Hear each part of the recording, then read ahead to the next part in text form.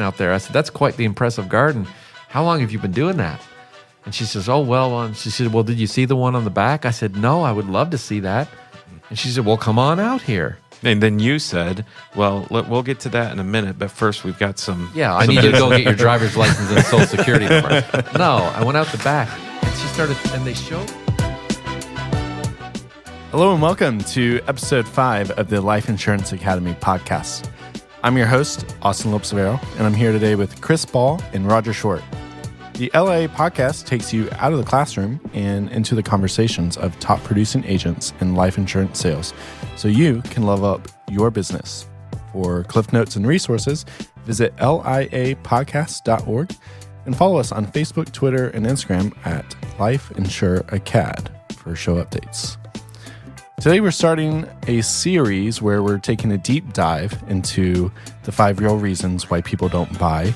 If you'll remember from episodes 3 and 4, we did a kind of high-level overview, but today we're touching on a topic that you could say is the cornerstone to selling in our industry, or really any sales opportunity, relationship, or just general exchange. It's the idea of trust and how to get your clients to trust you. Now, all of you have recruited and trained agents and built incredibly successful teams, which no doubt takes a lot of trust from all sides.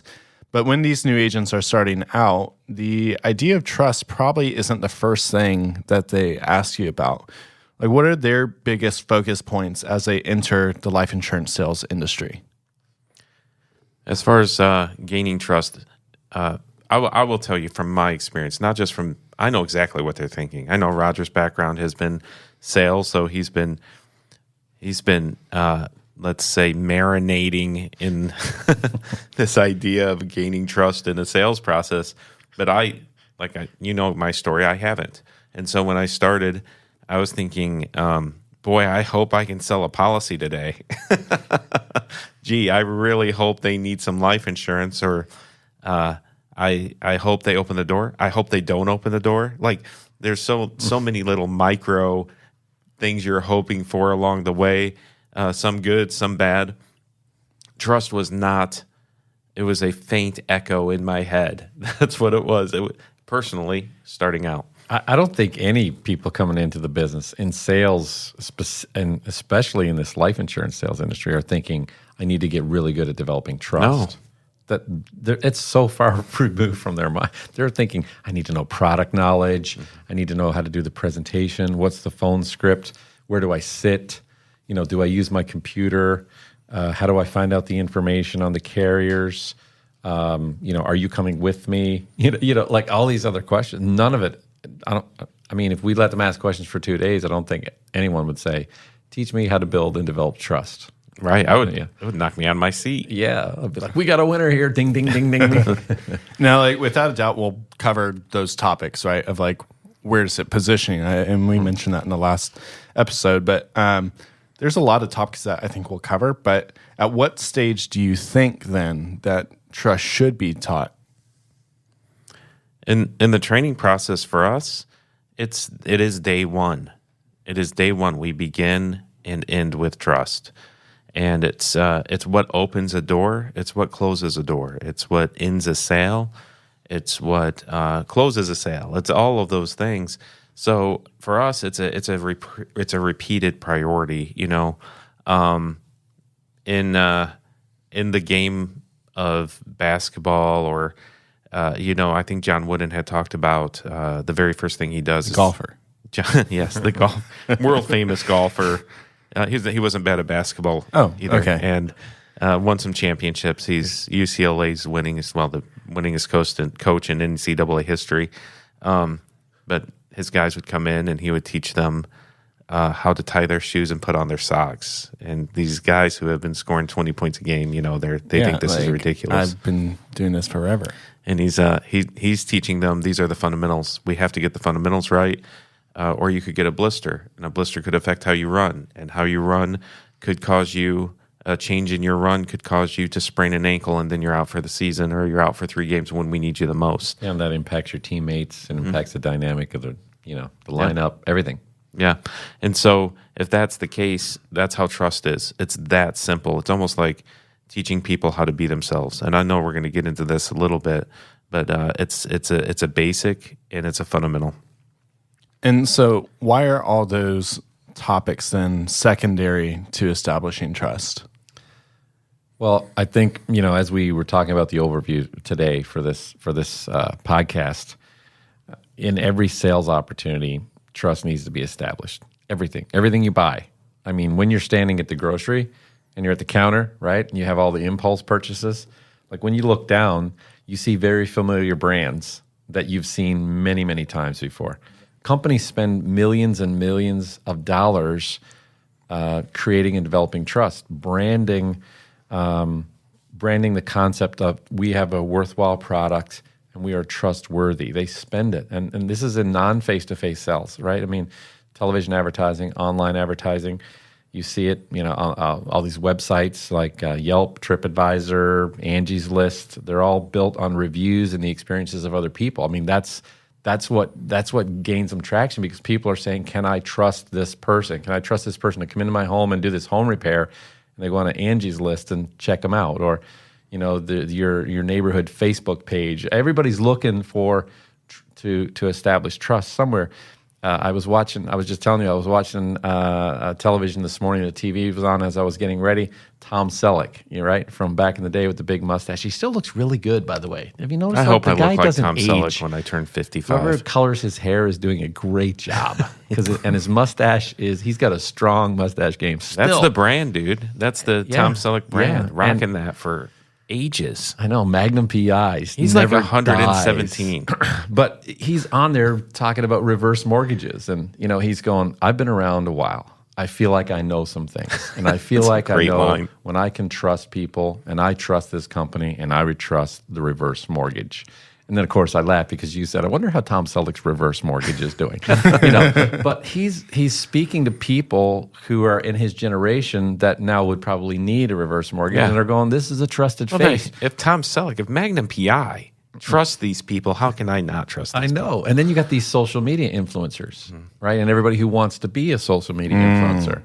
And then you look on their followers, and they've got 842 followers, and they're posting like 10 stories a day, and they're wannabes. But then you have the real ones, and they influence, people's purchasing decisions. I mean, the amount of money that they make just by posting a picture, is so frustrating. Yeah. Well, I mean, Gary Vee. Think about Gary. Gary's got his own social media brand. He's got a marketing company, but he's a marketing genius. Casey Neistat, YouTube, all the followers. I mean, he did that big ad placement for Nike, took their money and traveled all around the world and said, do something that matters. Or, That was an awesome video. Right? Yeah, it was. So they're creating familiarity with their audience. They're creating a trust, and they spend millions and millions of dollars creating that brand, creating that trust. And so when we walk into these one-on-one sales, it's never in the top of our guys, on our people's minds, agents' minds, that this is the number one priority. Right. I don't know why, because it's in everything else that we consume. It's the trust building phase. It's just done differently. Absolutely. So why is it any different here? And so it really needs to rank at the top of the list. And so, Chris, when you came in, you had the trustworthy face. Yeah, that right? was the joke. I would say I'm working with this as I swirl my hand around my face. Yeah. But I just look like Al Borland and Drew Carey got smashed into each other. So, they see and the Jim Gaffigan. You got a little Jim Gaffigan going on. Yeah. The comfortable people. I look like the comfortable people of Hollywood. Yeah. So people trust me when I knock on their door and I'm smiling and waving and doing all that stuff. So yes. Yeah, and so when Chris said I've been marinating in it, I was picturing like a steak laying in some type of marinade when you're saying that. But I remembered when you started and your approach was very easy. So you were very easy with people. People seem to get comfortable fairly quickly with you just because you're easygoing and you're a funny guy and you use your humor for that. But with other people, it doesn't come so naturally. No. So it has to be taught. It is a taught process. Without trust, a transaction can't be made. A long-term successful career in this industry is going to be built on establishing that. So it needs to be taught at the front end, and I'm hoping we get into some of that stuff here today for this topic. So you said it needs to be taught at the front end, but in terms of like being with a client, like where does that trust building portion start? So let's talk about some of these things, okay? And it starts when you get up and get ready and get going. I know that sounds like a funny thing. I was fully expecting you to say like when you pull up to the house, not Right. not Right. when you get up. And This is going. the question I ask agents to do when they get started here. And some people I don't have to, and some people I do, is when you get up and you get dressed and you're getting ready to walk out the door, look in the mirror and ask yourself, would you let you into your home? If you didn't know you, would you let you into your home? Would you buy from the person you're looking at? And presentation matters. If your clothes aren't ironed or if they're all wrinkled up because they were laying in the chair the day before, that could be a problem of people trusting you. You can create barriers. You can create barriers in your presentation. Yeah. Your thoughts on that, Roger? Physical appearance, is right up there. I mean, when I got started in sales, it was like you need to shave your beard. I mean, now beards are hip, right? Everyone's got a beard. So. You both have beards. Yeah. I don't have a beard. I used to have a beard when you guys didn't. Okay. Now I don't have one. So You had a goatee for a while. Yeah, I did. So now they're hip. Everyone's got If them. you want to see that picture, check out the show notes. Okay. Evil Roger. That was his twin. It wasn't even Roger. It was the guy who was causing trouble. But when I started, they would like shave your beard. It's a barrier. People will think you're hiding something. Be presentable. Make sure your hair and when I first got into sales, it was business to business sales. So we dressed up. We suited up. We suited up. Wow. Tie, shirt, jacket.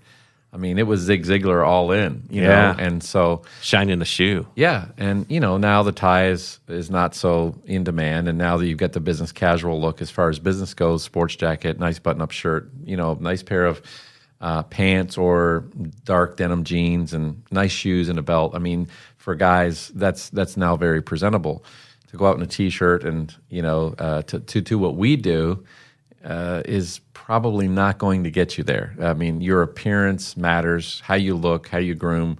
It starts, so yeah, I didn't know we were going to get into that level of detail, but yeah, it starts right there. The thing, and the reason why I even want to mention it, or I did mention it this morning, is because the thing I like about it is you're thinking about trust before you walk out the door. You're thinking about it. You're not thinking about selling. You're thinking about, do I look trustworthy? Am I trustworthy? Can people count on me? And I think that's a good mindset. Maybe it's a good mindset trick to have before you step out, to look in the mirror and say, hey, do I look like somebody they can trust? Do I look like somebody they can trust with their finances and this type of benefit for my life and my family? Talking about their Is it health someone that's and their responsible? family? Do they look responsible? Right. Do they look like they're going to take care of me when I need them?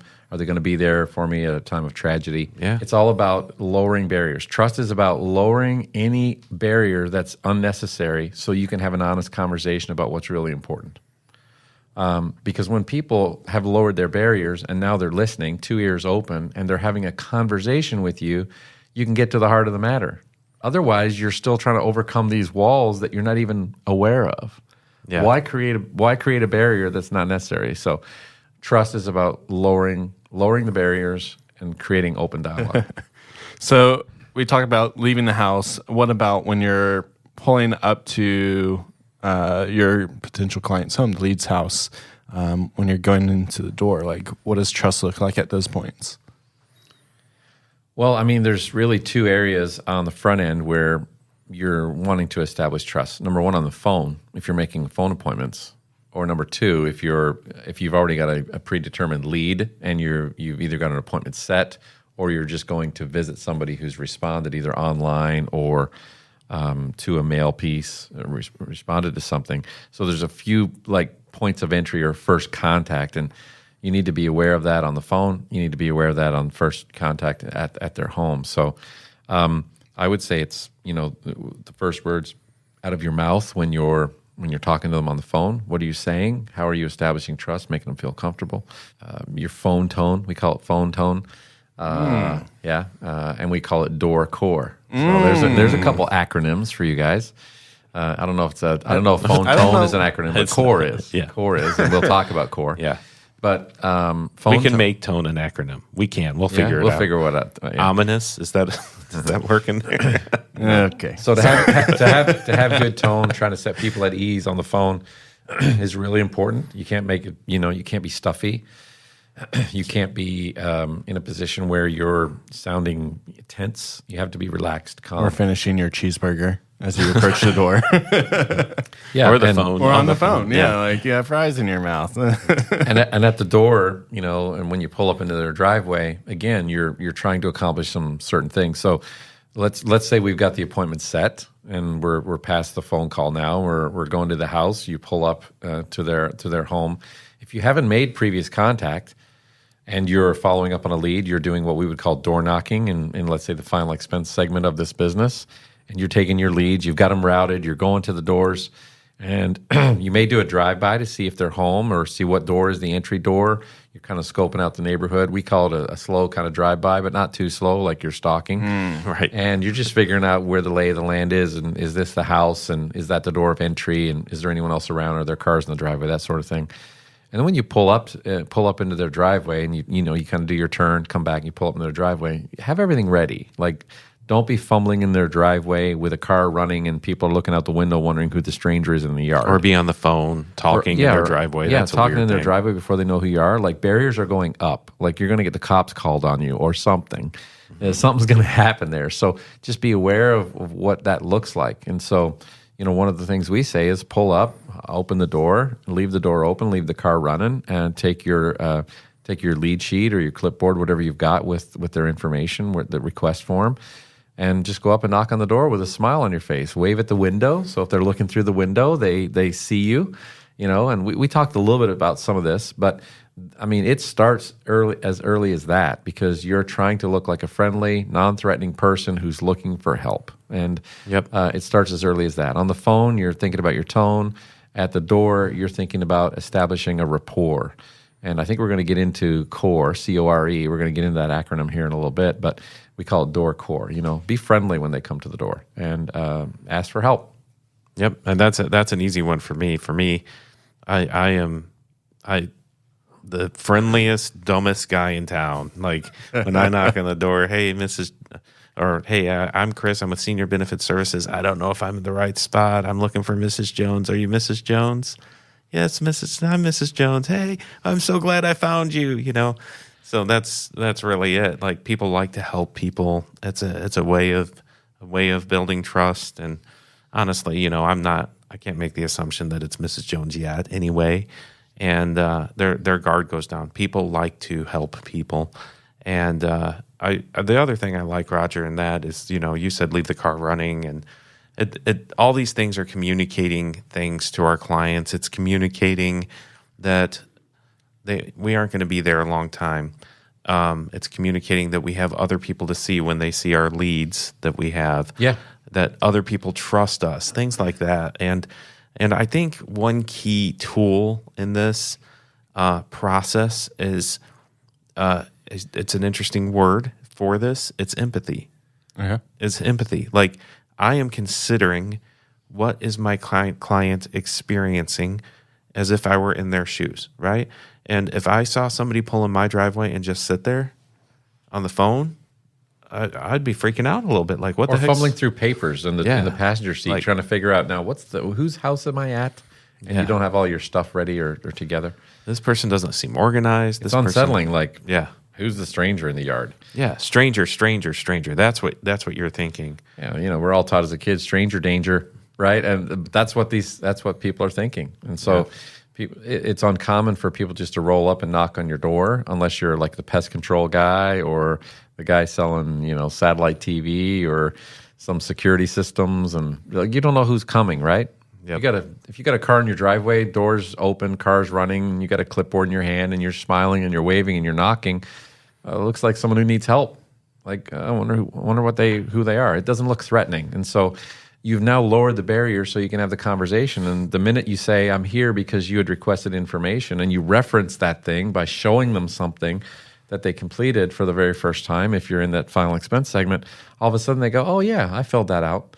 And the barriers are lowered. So it makes it easier to start. And so Along with that, we use this phrase door core, building a connection at the door, and even being mindful, Roger, as you said on your drive by, and you're taking mental snapshot of what's going on in that home and trying to understand the client as you're driving by, and you see that Mrs. Smith has the world's biggest gnome collection, or you see that Mrs. Smith has a 87 Trans Am with an REO Speedwagon sticker on the back of it, or with a huge eagle, right? A huge eagle emblem. Or you see the world's largest sunflowers in their yard. Knocking on the door, and I can do my usual knock and get my directions for looking for Mr. Smith or Mrs. Smith, and then I could say, Mrs. Smith, I got to tell you, that is the most amazing Trans Am I've seen. How long have you had that? Oh, yeah, I've had this for. I mean, you can see the barrier go down, holy moly, those are the biggest sunflower seeds, the biggest sunflowers, biggest sunflower seeds. But those are the biggest sunflowers I've seen. How long have you been growing sunflowers? What's the secret? Oh, let me show you. I'll tell you what. Let me grab your stuff. I'll be right back. I mean, it may be kids' play sets, toys. Like these are things that you can reference, when you're going in. Sometimes they're not at the door, and so sometimes you have to kind of go around to the back, right? Especially in the summertime or in the spring or in the summer when you're like, I wonder if they're home. Like, don't just knock on the door and assume they didn't answer, so leave. Like, go around the back, but go around like not like you're stalking or you're getting ready to break in. Just like peek around the confidently. Go to the back and look over the little fence. Or sometimes they're in the backyard. Sometimes they're working with the tomatoes behind their house. Or if you're in a place that does that, sometimes you may be in a rural area that's kind of more of like a farmland area, or they may be sitting on the back porch. Like there's all kinds of places. They're in the shed. Yeah. There's a work shed or a garage, detached garage, and they might be out there working on something.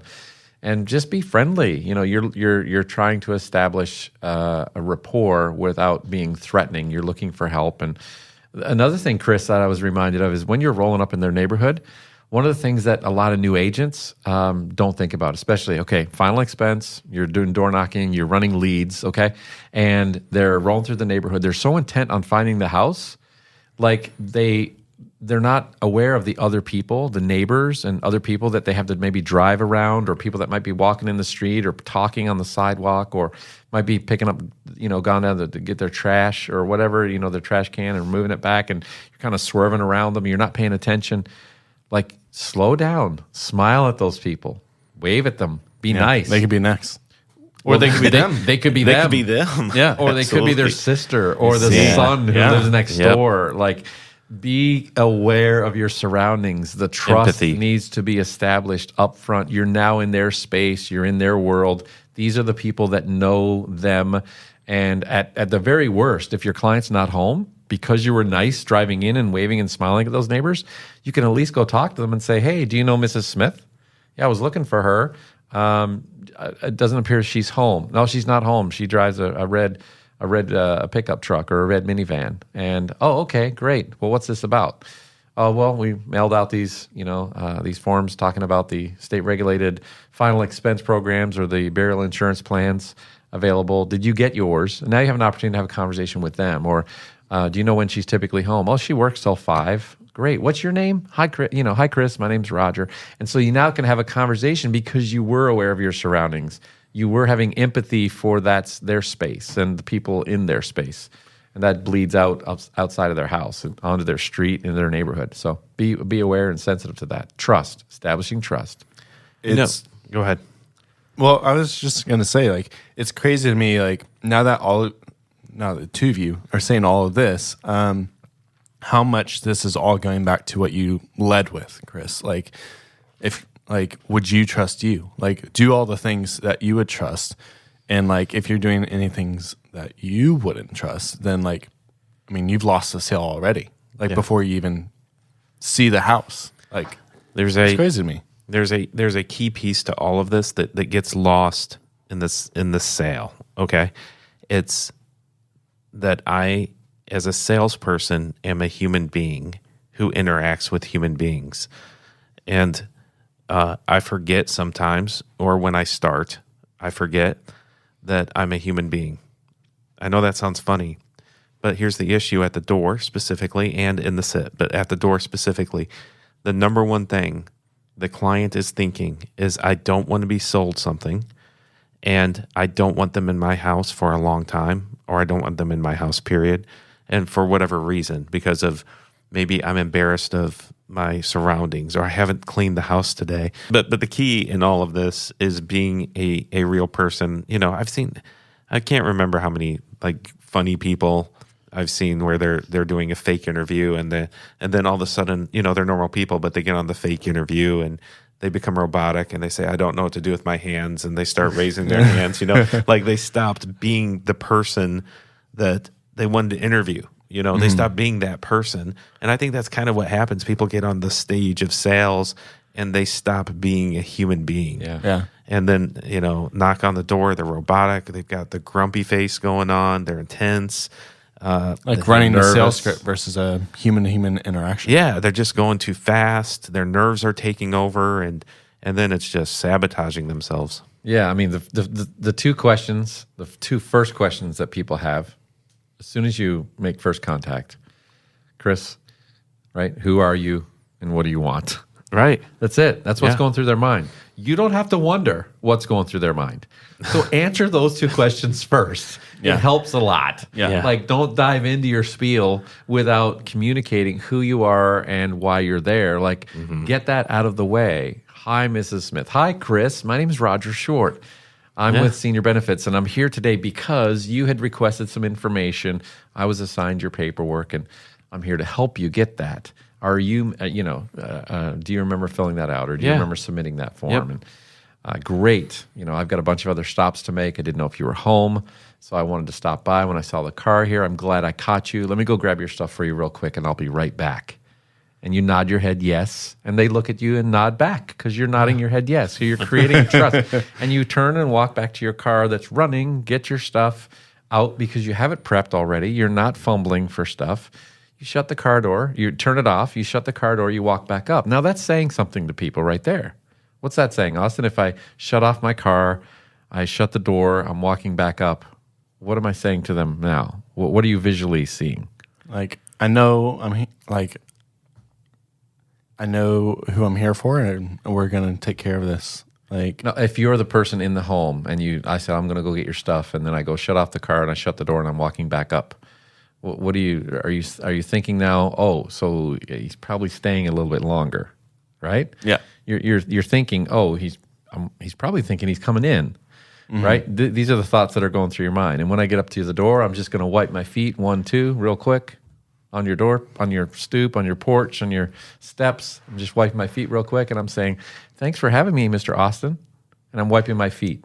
Now, what's the expectation? That you're coming in. You're not even Did I ask to come in? You're assuming. I'm assuming. I'm establishing the trust, though, on the front end so that when I go back to do that, I can do those things, and you open the door and let me come in. Because we've established the rapport up front. Nothing was difficult. Go ahead, Chris. I want to say something in regards to that as far as a piece of that makes that work is confidence. Moving confidently builds trust. I don't think people think of that connection very often because sometimes I think that insecurity, you know, like Miss Smith, is you don't mind if I go, well, I guess, would you mind if I went to get your stuff real quick and then we came back and I showed you some things? Yeah. Is it okay if I come in and go over all this with you? Yeah. And show you how these work? What are you going to say? Yeah. No. It's confidence. It gives the sense that you've done this 1,000 times before. So you built the trust I don't know. You probably not built the trust. You're starting to establish. You kind of brought down some barriers at the door, but then what? Like, do you stop building trust and move into the presentation, or do you keep working at it? I don't know about you, Roger, but the first thing I do is when I sit down with them at the kitchen table is pull out an application and put it in front of them. Is that I asked them if they can go get their driver's license and their social security number for me. Yeah. But as far as like what's next, we enter the home, and our goal is to sit in their safe living space for them.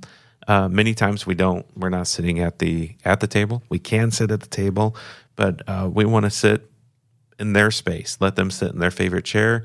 We want to sit reasonably close so we can show them what we want to show them. But we want to begin doing what we call CORE.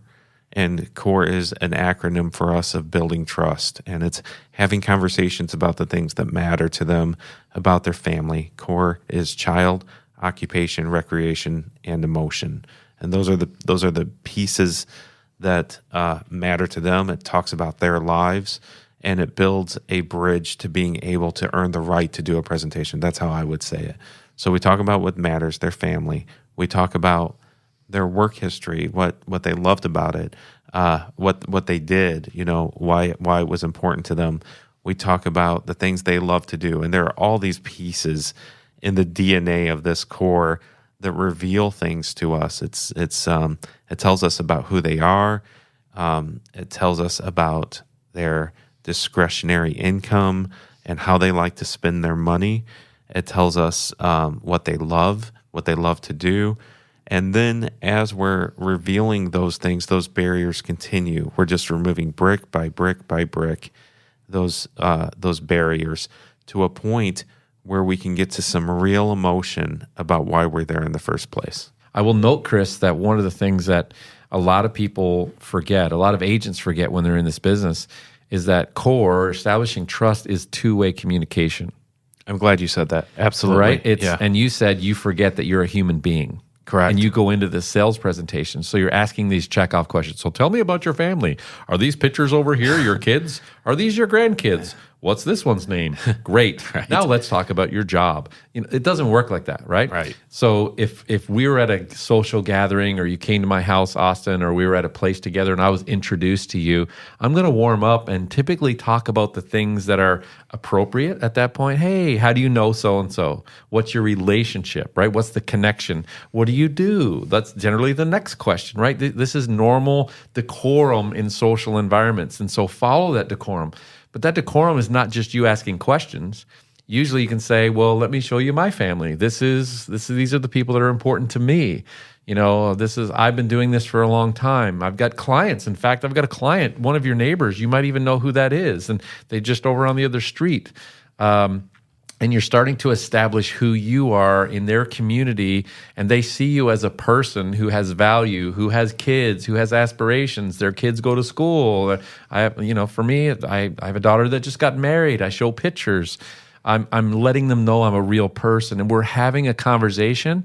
And what's happening is we're developing a relationship. This mini relationship is forming in those first 10, 15, 20 minutes that I'm there. And they become relaxed and comfortable with who I am. It sounds like you have to be comfortable with giving and not just getting information. Correct. Yep. Yeah. Absolutely. 100%.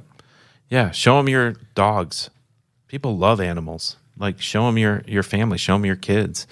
That's the beautiful thing of having phones, being able to pull up your photos or your Facebook profile and show them these things. Mm-hmm. So if we're establishing trust and we're using this acronym CORE to get there, this first one, C for children, really represents family, their family, who they are, who's important to them. O, occupation, job, what you do, what they how do you did, what they spend do. your time, I assume. Yeah, yeah, for a living, what they value. Sometimes people have been in the military. Sometimes they belong to organizations that they're proud of. They ride motorcycles. They belong to a motorcycle club. They hunt. They work out. They go to gyms. A church association, volunteer association, charities. There's all kinds of things there. And so that kind of bleeds from occupation over into our recreation. But those two things are tied. So depending on the age of your client, if you're dealing with somebody in the mortgage protection space and they're 40, what do you do? How long have you been working there? Is this something you want to continue to do? Great. Their spouse, what are you involved in with your kids? Are your kids involved in sports? So you're really having a dialogue that kind of intermingles family, occupation. Again, the normal social protocol is what you're following there. And then you kind of transition into that recreation, what they value. And so you're getting into value points then of what's important to them. You'll find out very quickly, and I know Chris can speak to this, it doesn't take long to point out a few things in their home that they kind of highlight. No. Like people have stuff on the refrigerator that's important to them. Or on the mantle if you're in the living room. On the mantle. Pictures of family, pictures of friends.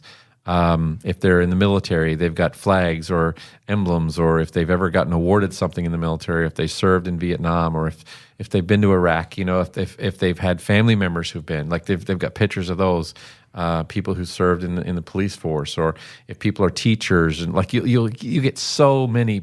And grandparents will talk about their sons and daughters. Sometimes they won't talk about their sons and daughters because they're estranged. Yeah. But they totally go over the top about their grandkids and this one grandchild, Right. who's so special, or a special needs child, or someone who's had some challenging surgeries or health challenges, or maybe someone that they've lost. They start opening up and sharing the things that have happened to them that's important to them, and you get to see a glimpse of their life. Absolutely. I have an example of that. I was training an agent, and we were in a home, and this is an example. If you are looking for an example of how you know if there isn't trust, you can still enter a home with minimal trust. We'll say minimal trust. Like there's some skepticism, maybe. Like don't call to win just because you entered the home. Yeah, like Even you might have a set appointment, and you're still entering the home the same way with minimal trust. Yeah. And I'll for lack of a better word, I'll say the body language is presenting a lack of trust, like a stiffness in a way, or arms crossed, or a scowl, or something like that. Or what is this about? Let's get to it. And we're in the sit, and we're having this conversation. We've done a little bit of core, but there's the move this along mindset. And I had known the woman's husband had passed a while ago, and we didn't approach it. Like there wasn't a sense of openness to approach that conversation. But I looked in the corner, and in the corner was it's a rack, and I don't know what you would call this, but it's a rack where you would hang like a suit coat. You know what I'm talking about? What is that called? Do you know? A suit coat holder. I don't know what it is. Yeah. But it's to keep it, if you're going to wear it the next day, you can set it on there and keep it fresh. Does it kind of look like a hanger, but it's on a pole, correct. like on a post? Uh-huh. Sometimes you see them in hotels. Yes. Yeah. And then on top of that, this was in our living room. So there was a jacket on it, and on top of it was an old hat, And I said, "No, I'm not sure." And I knew she was alone, And I said, "I'm not sure, but I'm just curious. That looks like that means something to you. Was that your husband's?" And she said, "Yes, it was." And then couldn't stop her from talking. Roger. Like completely opened up just because. I was able to observe and empathize a little bit with her as a human being, just connect with her as a human being, that I cared enough. And that brings us to E, right? Mm-hmm. Is the E of core empathy. It's emotion. It's emotion. But I think there's empathy tied to it, correct? It's interesting, Chris, when you say that, just that one little connection, that one question opened everything up, right? Yeah. Like, what if you didn't? Like, you notice. So, new agents will get into situations, they're not paying attention to their surroundings. They're focused on their script. Mm-hmm. They're focused on what they're supposed to say. They're focused on the product knowledge. How do I find this lady? I hope she meets the height and weight requirements. Like, okay, which carrier? Like, they're jumping ahead, and they don't have the relationship established. They're not thinking about the most important thing is, does this person trust me? Once the person trusts you and you have rapport established, you have a multitude of graces extended to you. Like, correct. You can actually then get on the phone with carriers, and they're listening, and you're working for them, and they appreciate it. Like, you can do all that after. Like, focus on the relationship first. Develop that. Stop thinking about what you're supposed to do next, and talk to them like a real person. I went to this home in southern Indiana, and this was a mortgage lead, called on them, and drove out there. It was way out. And when I pulled up, they had a beautiful house, and I could see that they had a big garden where they were growing tomatoes and things like that. And she came out the door, and I walked to the door, and her husband was out kind of around the back in the shed, and he came in. And when I walked up to the door and I kind of stepped into their kitchen, she invited me in. We had a preset appointment. I could see that they had this big bunch of tomatoes, fresh tomatoes, like several different types of tomatoes, sitting right on the table. It's kind of like a farmhouse table, sitting right on the table inside their kitchen. I was like, wow, look at those tomatoes. And they had some like really pink tomatoes. I don't know which ones those are. Something heirloom. Yeah, right? some heirloom tomato, really big, and they're kind of like gnarly looking on the top. And they were, and I said, wow, look at those tomatoes. I said, you're growing those in the garden out there. I said, that's quite the impressive garden. How long have you been doing that?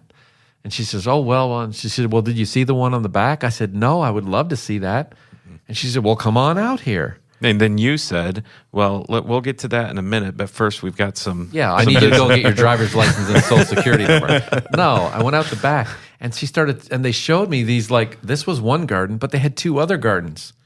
And then they had a place where they canned the tomatoes, a shed built with, like, stoves back there and all kind. And they were so proud to show me that stuff. They were proud. They were proud to show me that stuff. And then I was able to tell them what my dad did when I was growing up, and we had a garden, and we used to plant this. And 35 minutes later, we're still talking about vegetables and tomatoes and plants and canning and what my mom did in mason jars. And we had a relationship established. I was there for 3 hours. I wrote 2 applications. We took care of him first because he seemed to have a little less patience than she did. She was the one who initiated the appointment, responded. Took care of him first. He went back into his, got on the computer and doing whatever he was doing, playing blackjack online or something. And she sat with me. And when we were all done, he came back out and expressed so much gratitude. Then he went out into like a cellar and brought me 3 jars of 2 jars of tomatoes and another jar of these pickles. Wow, and they said, we want you to have these. Yeah. I know you'll enjoy That's how them. you know you're doing it right. Yeah, and so I left there with 2 jars of canned tomatoes and a jar of pickles that I brought home. But I know those are funny stories, but that's establishing a relationship and prioritizing that. That's not always going to happen. Not everybody has a garden full of tomatoes. Right. Yeah. But there's something. There's a hat on a rack. There's tomatoes on the table. There's a picture or there's a obituary notice on the wall. That's right. Something Or important. a memorial bench in the yard. Yeah. Like being aware and paying attention. And it all goes back to, what would I want?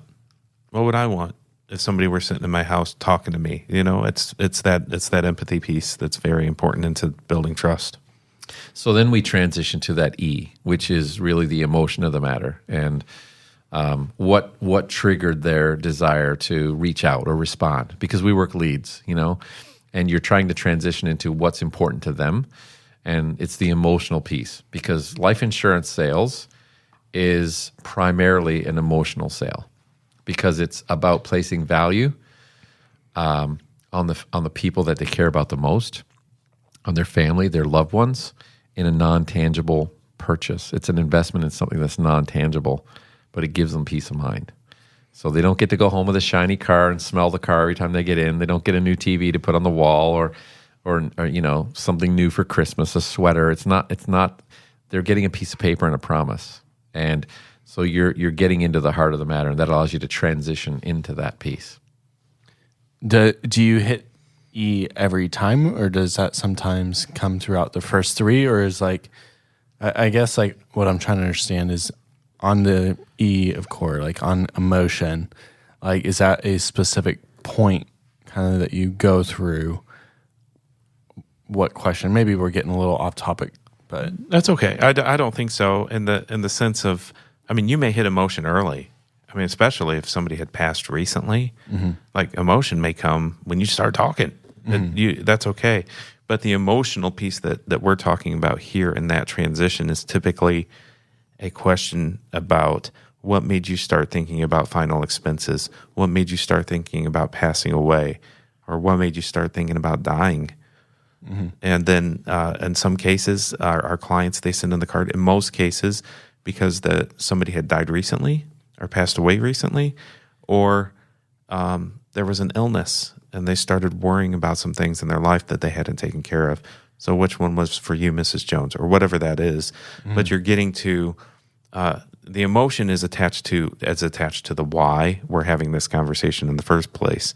But it's difficult to move into that emotion without connection, without the trust. Correct. Yeah. Yeah. They might have responded to a mortgage marketing piece. So they might have seen something online or got one of our mailers about their mortgage that they just closed on or refinanced. It comes to mind a couple that I saw that just built their dream home. And they're in their mid to late 50s, built their dream home. It was like a $450,000 mortgage. And he had insurance at work, great job. She had an accident a few years ago and was disabled as a result of several spinal fusions. She was rear-ended at a light, and this was their life. And they were so proud to show me their new home. And we got into what was important to them. They have 8 children together. She has 3, he has 5. Wow. Or it might be vice versa. And, it's their second marriage, but they've been together for over 20-something years now.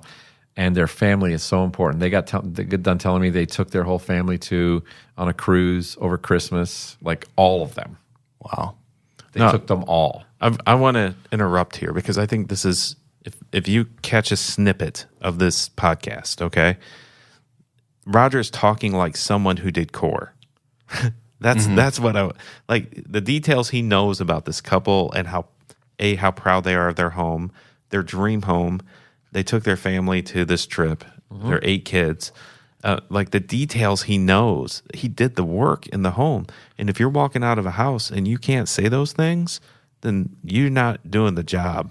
Chris, I have a video. I have a video that I prize in my phone of this man's vintage G.I. Joe collection. Where he has probably $75,000 or $100,000 worth of G.I. Joe action figures from the 60s, 70s, and 80s when I was a kid growing up. And he built this room in their brand new home just to feature and showcase his G.I. Joe collection. Wow. It's unbelievable. He's a veteran, a Marine. He's so proud of that. Built a Marines Memorial Center. He's a carpenter in construction. He did that at his job. They were so proud. So these are pieces that, yes, you get to. We were there 45 minutes before I even started talking about why I was there. They were just showing me their home, and I was relating and telling them, where I was and how I need to have my wife over because she would love the design of their new home. She designed the home. I was complimenting her of the design, and they were like, "Well, we're having a housewarming party next weekend," And then I just called as a follow-up a few days later, and I said, "How'd your housewarming party go?" And she goes, "Oh, that's coming weekend." I said, I assumed that because we didn't get the invite. And she laughed. You're teasing a little bit. Yeah, teasing her a bit. So we had really good rapport in there. But I got into the heart of the matter. Their family was the most important thing. Now, she is on disability. He is the primary income earner. And I said, so, let's call him David. David, you have insurance at work. Do you have any of your own insurance outside of that? No, I don't.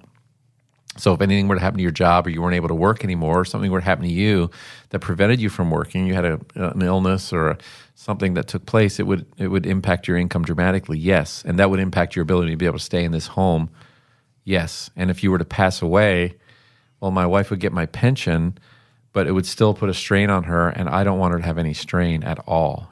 She's endured so much this last 10 years after this accident, and I just want to make sure. And we dove right into that. And they wanted to be able to do things for their family, and they didn't want if he got hurt. And so with our mortgage protection plans, a lot of them will have critical illness, chronic illness riders, living benefits in addition to a death benefit. And so these other features really were attractive to them in helping meet the need to make sure that she was taken care of and how important she was to him and their kids and their grandkids. And I mean, they couldn't say enough. Their family was everything to them, and that was his why. And so the E, in core, C-O-R-E, allowed us then to transition from the heart of the matter, the emotion, to the next real reason why people don't buy, which is need. And so it then is a segue straight into need and then want. And so that transition in that trust building phase allows you to seamlessly move right into need and want. So if you're transitioning into need and want, then that's assuming that you've built trust. Like, how do you know that trust has been built? I mean, I think you can. If they're giving you tomatoes. Well, they're generally not giving you tomatoes there, but you can tell. And I'm almost hesitant to say that because some people seem oblivious to the fact that they don't have trust. But there's a relationship there. There's a connection. When you have a connection with somebody. If you're not feeling that you have connected with them, there's more work to be done. you may actually have to transition and start talking about why you're there. Yes. Otherwise, they're going to get frustrated with you because of their personality types. They might be, on the information side of the personality profile. They want information and they want it now, and don't just keep telling me stories and talking about my why. So you may be dealing with one of those, and you may have to transition and start talking about, the life insurance piece, and why and how this works. But you still have more work to do. You still need to work on establishing trust and value in you, your profession, as you go. So I can say this, Roger, and I saw this happen when I rode with you, and it blew my mind. There was a couple that we sat with, mind explosion, and their defenses were up, and this lovely lady had this sourpuss face, man. I mean, she was mean mugging the whole time. And you started building core, and she turned into the sweet granny from Tweety Bird. I mean, it was unbelievable. It was like there was an invasion of the body snatchers thing going on. It blew my mind. And I saw a transition of relationship happen. And I can't say it's going to happen every time in a sit, but in most cases, you should see something, a transition of an understanding of relationship being built. I will say this is how you know you didn't gain trust, okay? Is if you've reached the end of the sale and they say, I need to think about it. That is my number one indicator that trust hasn't been established. Yeah, you've missed one of the other, one of the other reasons why they don't buy. You've completely missed it, and it's almost always trust. Mm-hmm.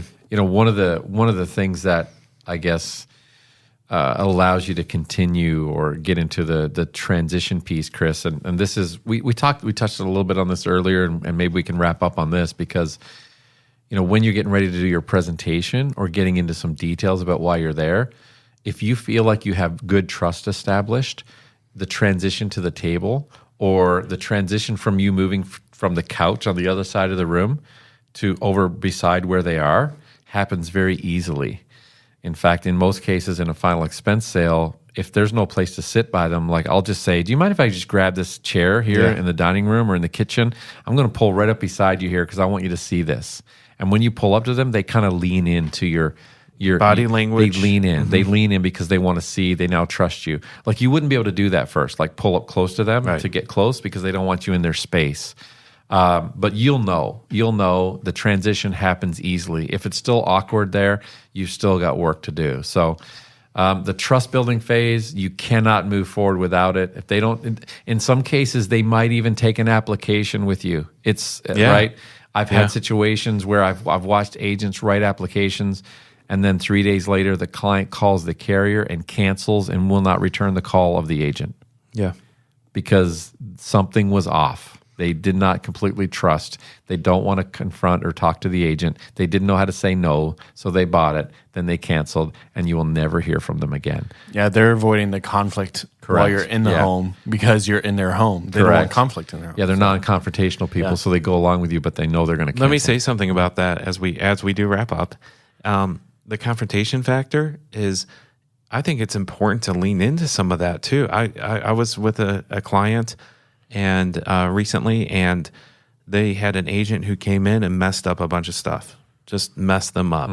And he said to me, and he was pointing at me, and he said, he came in here and took money out of my pocket.